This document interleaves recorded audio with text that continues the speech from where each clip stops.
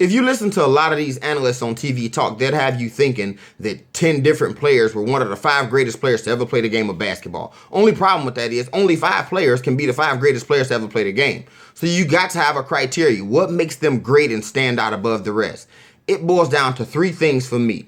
Numbers and longevity, having dominated the game and played at an extremely high level for a really long time. All the greats dominated for the bulk of their career. Number 2, accomplishments and accolades.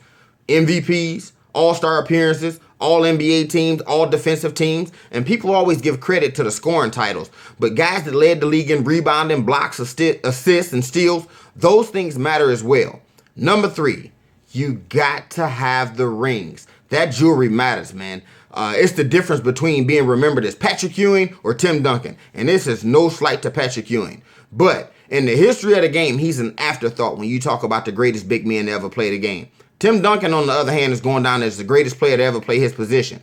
But if you look up their numbers, they're almost identical. Those rings really matter. So with those 3 criteria, my top 5 will boil down to these guys here. Kareem Abdul-Jabbar, Michael Jordan, Magic Johnson, Kobe Bryant, and Tim Duncan. I don't think anybody's resumes match up to those guys. And I know somebody's going to say Bill Russell.